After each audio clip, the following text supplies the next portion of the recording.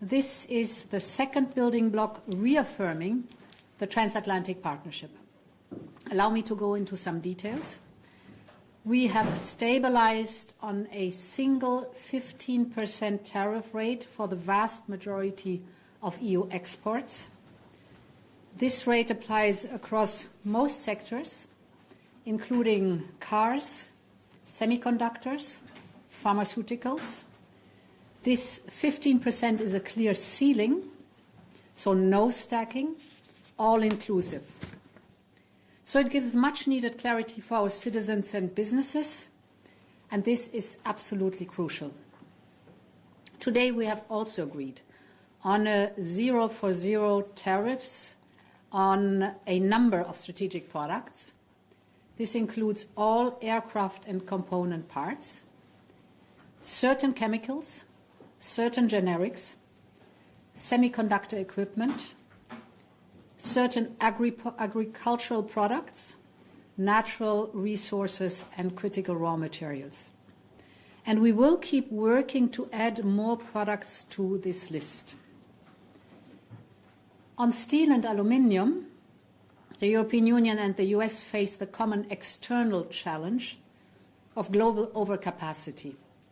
We will work together to ensure fair global competition and to reduce barriers between us. Tariffs will be cut and a quota system will be put in place. We will also increase our energy cooperation. Purchases of US energy products will diversify our sources of supply and contribute to Europe's energy security. We will replace Russian gas and oil by significant purchases of US LNG oil and nuclear fuels. US AI chips will help power our AI gigafactories and help the US to maintain their technology edge. Today, with this deal, we are creating more predictability for our businesses.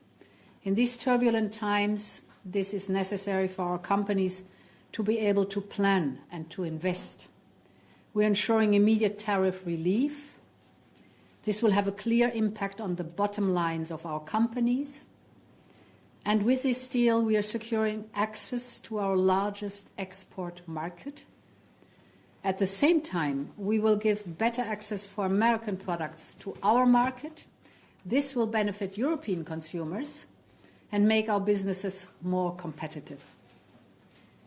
This deal provides a framework from which we will further reduce tariffs on more products, address non-tariff barriers, and cooperate on economic security.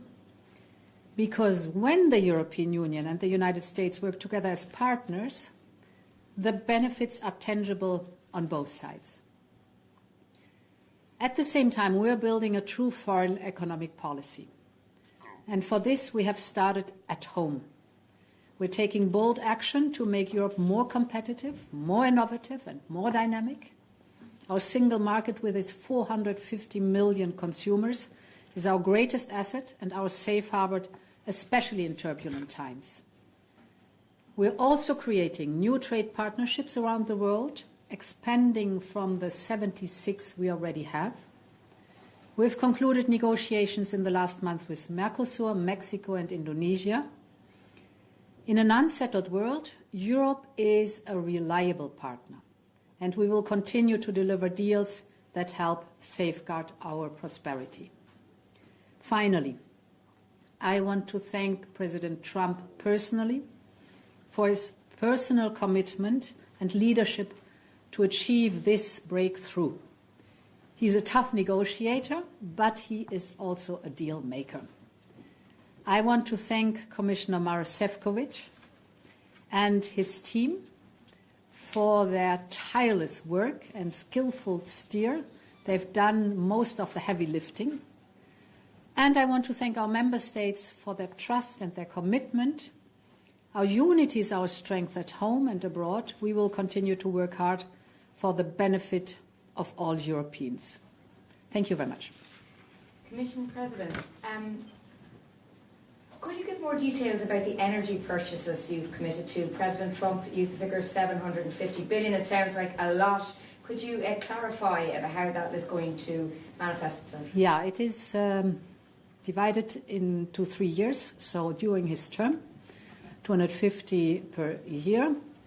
And indeed, we still have too much Russian LNG that is coming through the back door again to our European Union, and some Russian gas and oil still in the European Union, which we do not want anymore. We want to absolutely get rid of Russian fossil fuels. And therefore, it is much welcome to purchase the more affordable and better LNG from the United States.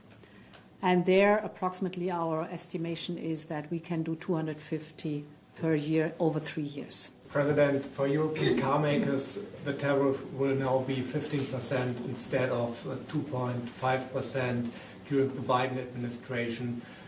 Do you think this is really a good deal? Will it be possible for European car makers to sell cars to the United States with this tariff rate? Yes, we should not forget where we came from. Today they have 27.5% of tariffs to pay. It's the 25 plus 2.5. So there was a staggering of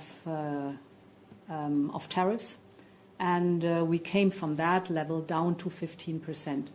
15% is not to be underestimated, but it is the best we could get.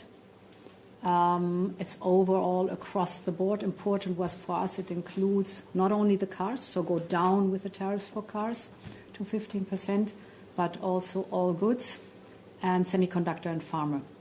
President von der Leyen, can you give some clarity on pharmaceuticals? President Trump said at the beginning of your meeting that this would not be covered by this agreement. We know that the Americans have been looking into pharmaceuticals under Section 232. Do you have an assurance that there's nothing more coming down the pipeline on pharma? Yes, what the European Union is concerned, it's agreed that we have 15% for pharmaceuticals. Whatever the decisions later on is of the President of the United States, how to deal with pharmaceuticals in general, globally, that's on a different sheet of paper. For Politico, I was wondering about the quotas on steel. What does it mean when the tariffs will be slashed? Does it mean there will be no tariffs even after the quotas? Can you give us some more details on that? So it's basically going back to, like with the UK, going back to the historical quota and creating a ring fencing to deal with the overcapacity globally that we see. The negotiations lasted for an hour. When I saw you at the start, I thought, doesn't look like a happy couple, you two sitting there. So how were the negotiations actually in this last hour? Was it difficult, or was it actually just rubber stamping which already had been prepared? No, it was very difficult because we started far apart from each other. It was tough, fair, but it was tough. And therefore, rightly so, you saw the tension at the beginning. So we had to work hard to come to a common position. And till the very end, as always in negotiations, you don't know whether you'll find the landing point, the landing zone at the very end, or whether it crashes.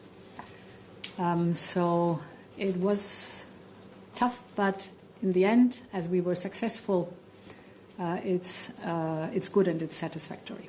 So I think we should not forget where we would have been on the 1st of August.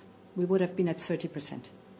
And it would have been much more difficult to get down now to the 15%. 15% is certainly a challenge for some, but we should not forget it keeps us the access to the American market. And what we are also doing intensively is diversifying to other regions of the world. And this opens up new markets, potential new markets. Indonesia, for example, is huge. It's 250 million people. Mercosur is a huge market, very like-minded countries. Mexico, for example, and others to come. We are intensively negotiating with India. So, yes, the tariffs with 15% are there, but we're trying also to open up other markets for European business.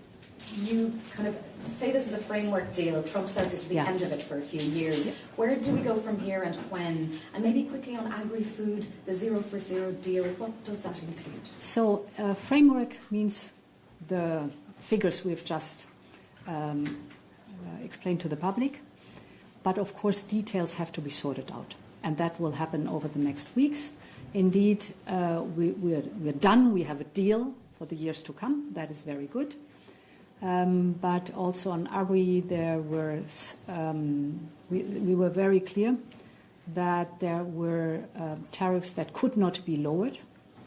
So that was clear from the very beginning, and therefore we maintain them. And this shows that we have to go in depth with other topics within the framework that I've described to sort out really the details in the next days and weeks.